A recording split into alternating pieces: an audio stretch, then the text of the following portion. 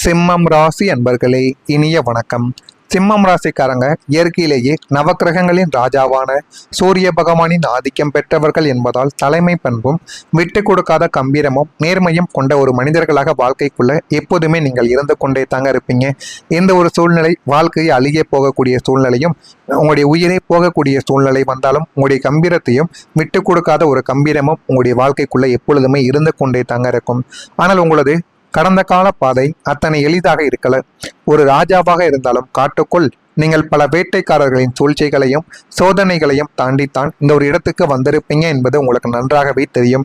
ஆனால் நாளை வரக்கூடிய சஷ்டி விரத நாள், இந்த ஒரு நாளில் நீங்கள் முருகப்பெருமானுக்கு 5 விதமான பரிகாரங்களை பண்ணுறது மூலியமா உங்களுடைய வாழ்க்கைக்குள்ள நீங்கள் கேட்டது அனைத்தும் உங்களுக்கு நிச்சயமாக கிடைத்துவிடும். அதற்கு அந்த 5 பரிகாரங்கள் என்ன என்பதையும் நான் கூறுகிறேன். அதற்கு முன்பு உங்களுடைய வாழ்க்கைக்குள்ள இதுவரைக்கும் நடந்த விஷயங்களை நான் கூறுகிறேன். அது சரியா இருக்கா என்பதை பார்த்து கமெண்ட் வழியில தெரிவியுங்கள். இதுவரை உங்களுடைய வாழ்க்கைக்குள்ள நீங்கள் சந்தித்த கஷ்டம், வேலையில தடைகள், நீங்கள் எவ்வளவுதான் திறமையாகவும் உண்மையாகவும் உழைத்தாலுமே கடந்த காலங்களில் உங்களுடைய உத்தியோகத்தில் கடும் முட்டுக்கட்டைகளை சந்தித்த ஒரு நபராகவே உங்களுடைய வாழ்க்கை இதுவரைக்கும் ஓடிக்கொண்டே தங்க இருந்தது. தகுதி இல்லாதவர்களுக்கு பதவி உயர்வு கிடைக்கும். ஆனால் உங்களுக்கு கிடைக்க வேண்டிய அங்கீகாரம் கடைசி நேரத்தில் கை நழுவி போய் எந்த விதமான பணியும் தெரியாதவனுக்கு அந்த ஒரு பதவி உயர்வும் நல்ல ஒரு ஊதியமும் அவனுடைய வாழ்க்கைக்குள்ள கிடைத்திருக்கும். இது மிகப்பெரிய அளவில் உங்களுடைய மனதில் தேவையில்லாத குழப்பத்தை ஏற்படுத்தி அந்த ஒரு வேலையை விட்டு நின்ற ஒரு அனுபவம் உங்களுடைய வாழ்க்கைக்குள்ள இருக்கும். இரண்டாவதா, உங்களுடைய வாழ்க்கைக்குள்ள எதிர்ப்புகள். வளரும் மரத்திற்குத்தான் கல்லடிப்படும். உங்களது நேர்மையான குணத்தால் வேலை செய்யும் இடத்திலும் வெளியிலும் உங்களுக்கு பின்னால் பல மறைமுக எதிரிகள் உருவாகி உங்களுக்கு எதிராக சதி திட்டங்களை தீட்டியிருப்பாங்க.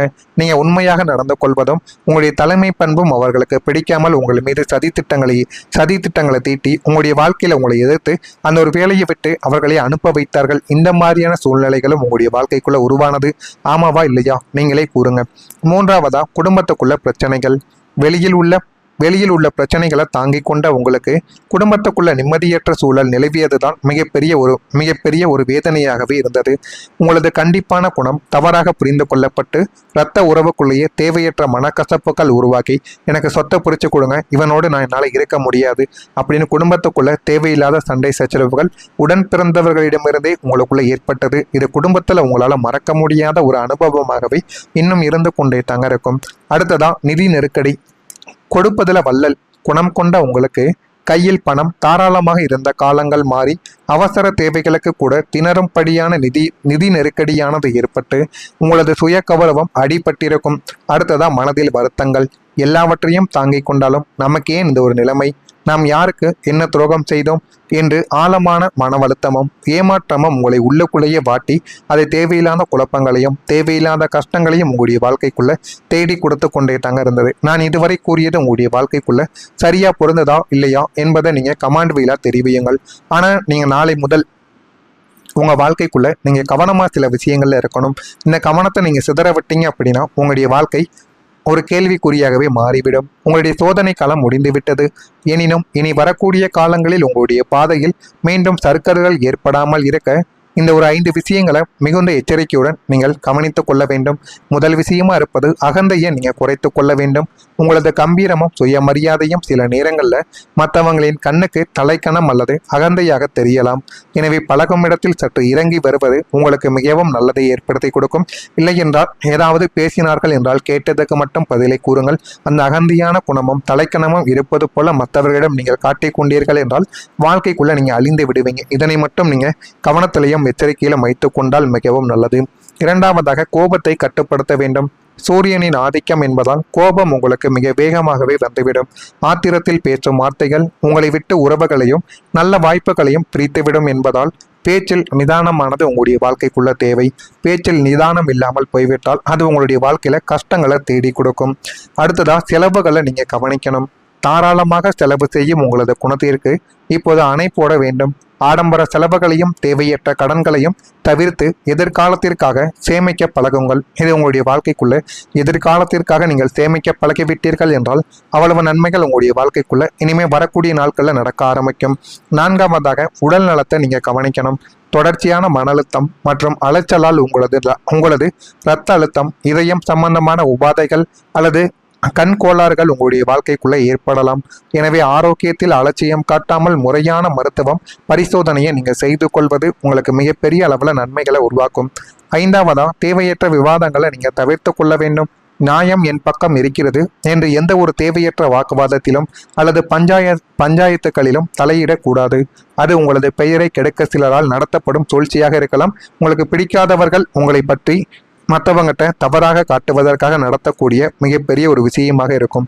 அதனால் இந்த 5 விஷயங்களும் நீங்கள் கவனித்து கொண்டு இதில் கொஞ்சம் உஷாராக நடந்து கொண்டீர்கள் என்றால் உங்களுடைய வாழ்க்கைக்குள்ள நாளை முதல் வெற்றிகளானது கிடைக்கும். ஆனால் நீங்கள் நாளைய நாளில் இந்த சஷ்டி விரத நாள், இந்த ஒரு நாளில் நீங்கள் முருகப்பெருமானுக்கு 5 விதமான விஷயங்களை நாளைய நாளில் நீங்கள் செய்ய வேண்டும். அது என்னென்ன விஷயங்கள் என்று நான் ஒவ்வொன்றாக கூறுகிறேன்.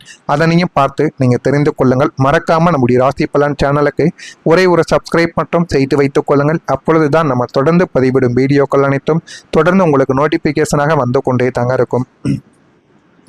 மறக்காமல் நம்முடைய ராசி பலன் சேனலை ஒரே ஒரு சப்ஸ்கிரைப் மட்டும் செய்து வைத்துக் கொள்ளுங்கள். நாளை ஜூன் 20 சஷ்டி விரதம். இந்த ஒரு நாளில் நீங்கள் செய்ய வேண்டிய 5 முக்கியமான பரிகாரங்கள். நாளை ஜூன் 20 அன்று ஏற்படக்கூடிய தவறுகளை தவிர்த்து தடைகள் அனைத்தனையும் உடைத்து முருகப்பெருமானின் முழு அருளை பெற நீங்கள் செய்ய வேண்டிய பரிகார முறைகள். 1ஆவதாக, முருகனுக்கு நீங்கள் சிவப்பு நிற பூவை சமர்ப்பிக்கணும். சஷ்டி விரத நாளான நாளை ஜூன் 20 அன்று அதிகாலையிலேயே எழுந்து நீராடி விட்டு உங்களது பூஜை அறையில் உள்ள முருகப்பெருமானின் திருவுருவ படத்திற்கு சிவப்பு நிற மலர்களை செவ்வரளி, செம்பருத்தி அல்லது சிவப்பு ரோஜா சமர்ப்பித்து நீங்கள் வழிபட்டால் அவ்வளவு நன்மைகள் ஏற்படும். சிம்மம் ராசியின் அதிபதியான சூரியனுக்கும் முருகனுக்கும் உகுந்த இந்த ஒரு நிறம் உங்களது கோபத்தை கட்டுப்படுத்தி முகத்தில் ஒரு தெய்வீக பொலிவை உங்களுக்குள்ள தேடி கொடுக்கும். 2ஆவதா, சூரிய நமஸ்காரத்தை செய்ய வேண்டும். நாளை காலையில் சூரிய உதயத்தின் போது காலை 6 மணி அளவில் கிழக்கு நோக்கி நின்று சூரிய பகவானுக்கு கைகளை கூப்பிக்கொண்டு சூரிய நமஸ்காரத்தை நீங்கள் செய்ய வேண்டும். சிம்மம் ராசியினர் தங்கள் ராசிநாதனான சூரியனை சஷ்டி நாளில் வழிபடுவது உங்களது உடல்நல குறைபாடுகளை நீக்கி உத்தியோகத்தில் அரசாங்க வழியில் கிடைக்க வேண்டிய நன்மைகளையும் பதவி உயர்வுகளையும் தங்கும் தடையுமின்றி உங்களுடைய வாழ்க்கைக்குள்ள தேடி கொடுக்கும். 3ஆவதாக, பலத்தானத்தை நீங்கள் செய்யலாம். நாளை பகல் பொழுதில் வறுமையில் இருக்கும் ஏழை எளிய மக்களுக்கோ அல்லது கோவிலில் உள்ள முதியவர்களுக்கோ மஞ்சள் அல்லது சிவப்பு நிற பழங்களை வாழைப்பழம், மாம்பழம் அல்லது ஆப்பிள் தானமாக நீங்கள் வழங்கலாம். பலத்தானம் செய்வது உங்களது கடந்த கால நிதி நெருக்கடிகளை நீக்கி கையில் பணப்புழக்கத்தை அதிகரிக்க செய்ய வைக்குமாம். இதையும் நீங்கள் செய்வதன் மூலியமா உங்களுடைய வாழ்க்கைக்குள்ள அவ்வளவு நன்மைகள் நடக்கும். 4ஆவதா, நீங்க கோவில்ல தீபத்தை ஏற்றணும். மாலை 6 மணியளவில் அருகில் உள்ள முருகன் கோவிலுக்கு நாளை சென்று அகல் விளக்குகள்ல சுத்தமான பசுநெய்யை ஊற்றி தீபம் ஏற்றி வழிபட வேண்டும். அந்த ஒரு தீப ஒளியை பார்த்தவாறு என் வாழ்வில் உள்ள வேலை தடைகளும் எதிர்பார்ப்புகளும் நீங்கி மதிப்பும் மரியாதையும் உயர வேண்டும் முருகா என்று நீங்கள் பிரார்த்தித்துக் கொள்ள வேண்டும். உங்களது வாழ்வில் இருந்த இருளானது விலகி நாளை முதல் உங்களுடைய வாழ்க்கைக்குள்ள நல்லது நடக்கும். 5ஆவதாக, சரவணப்பவ என்கிற மந்திரத்தை நீங்க ஜெபிக்கணும். இதுதான் ஒரு முக்கியமான ஒரு செயல்.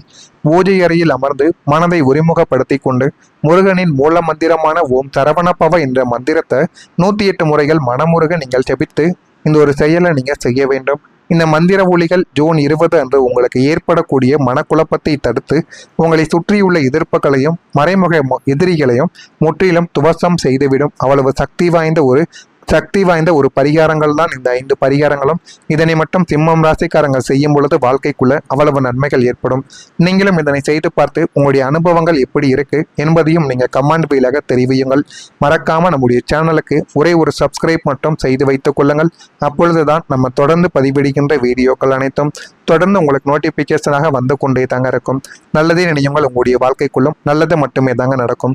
நல்லதே நினையுங்கள், உங்களுடைய வாழ்க்கைக்குள்ளும் நல்லது மட்டுமே தான் நடக்கும். நன்றி, வணக்கம். ஏதேனும் கேள்விகள் இருந்தால் அதனையும் கேளுங்கள், அதற்கும் நான் உங்களுக்கு பதிலை கொடுக்கிறேன். நன்றி படலாம். எனவே ஆரோக்கியத்தில் அலட்சியம் காட்டாமல் முறையான மருத்துவம் பரிசோதனையை நீங்கள் செய்து கொள்வது உங்களுக்கு மிகப்பெரிய அளவில் நன்மைகளை உருவாக்கும். 5ஆவதா, தேவையற்ற விவாதங்களை நீங்கள் தவிர்த்து கொள்ள வேண்டும். நியாயம் என் பக்கம் இருக்கிறது என்று எந்த ஒரு தேவையற்ற வாக்குவாதத்திலும் அல்லது பஞ்சாயத்துகளிலும் தலையிடக்கூடாது. அது உங்களது பெயரை கெடுக்க சிலரால் நடத்தப்படும் சூழ்ச்சியாக இருக்கலாம். உங்களுக்கு பிடிக்காதவர்கள் உங்களை பற்றி மற்றவங்கிட்ட தவறாக காட்டுவதற்காக நடத்தக்கூடிய மிகப்பெரிய ஒரு விஷயமாக இருக்கும். அதனால் இந்த 5 விஷயங்களும் நீங்கள் கவனித்து கொண்டு இதில் கொஞ்சம் உஷாராக நடந்து கொண்டீர்கள் என்றால் உங்களுடைய வாழ்க்கைக்குள்ள நாளை முதல் வெற்றிகளானது கிடைக்கும். ஆனால் நீங்கள் நாளைய நாளில் இந்த சஷ்டி விரத நாள், இந்த ஒரு நாளில் நீங்கள் முருகப்பெருமானுக்கு 5 விதமான விஷயங்களை நாளைய நாளில் நீங்கள் செய்ய வேண்டும். அது என்னென்ன விஷயங்கள் என்று நான் ஒவ்வொன்றாக கூறுகிறேன். அதனையும் பார்த்து நீங்கள் தெரிந்து கொள்ளுங்கள். மறக்காமல் நம்முடைய ராசி பலன் சேனலுக்கு ஒரே ஒரு சப்ஸ்கிரைப் மட்டும் செய்து வைத்துக் கொள்ளுங்கள். அப்பொழுதுதான் நம்ம தொடர்ந்து பதிவிடும் வீடியோக்கள் அனைத்தும் தொடர்ந்து உங்களுக்கு நோட்டிஃபிகேஷனாக வந்து கொண்டே தாங்க இருக்கும். மறக்காம நம்முடைய ராசி பலன் சேனலை ஒரே ஒரு சப்ஸ்கிரைப் மட்டும் செய்து வைத்துக் கொள்ளுங்கள். நாளை ஜூன் 20 சஷ்டி விரதம். இந்த ஒரு நாளில் நீங்கள் செய்ய வேண்டிய 5 முக்கியமான பரிகாரங்கள். நாளை ஜூன் 20 அன்று ஏற்படக்கூடிய தவறுகளை தவிர்த்து தடைகள் அனைத்தனையும் உடைத்து முருகப்பெருமானின் முழு அருளை பெற நீங்கள் செய்ய வேண்டிய பரிகார முறைகள். 1வதாக, முருகனுக்கு நீங்கள் சிவப்பு நிற பூவை சமர்ப்பிக்கணும். சஷ்டி விரத நாளான நாளை ஜூன் 20 அன்று அதிகாலையிலேயே எழுந்து நீராடி விட்டு உங்களது பூஜை அறையில் உள்ள முருகப்பெருமானின் திருவுருவ படத்திற்கு சிவப்பு நிற மலர்களை, செவ்வரளி, செம்பருத்தி அல்லது சிவப்பு ரோஜா சமர்ப்பித்து நீங்கள் வழிபட்டால் அவ்வளவு நன்மைகள் ஏற்படும். சிம்மம் ராசியின் அதிபதியான சூரியனுக்கும் முருகனுக்கும் உகுந்த இந்த ஒரு நிறம் உங்களது கோபத்தை கட்டுப்படுத்தி முகத்தில் ஒரு தெய்வீக பொலிவை உங்களுக்குள்ள தேடி கொடுக்கும். 2வதா, சூரிய நமஸ்காரத்தை செய்ய வேண்டும்.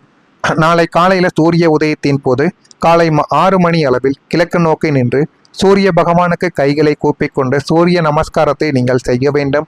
சிம்மம் ராசியினர் தங்கள் ராசிநாதனான சூரியனை சஷ்டி நாளில் வழிபடுவது உங்களது உடல்நல குறைபாடுகளை நீக்கி உத்தியோகத்தில் அரசாங்க வழியில் கிடைக்க வேண்டிய நன்மைகளையும் பதவி உயர்வுகளையும் தங்கும் தடையுமின்றி உங்களுடைய வாழ்க்கைக்குள்ள தேடி கொடுக்கும்.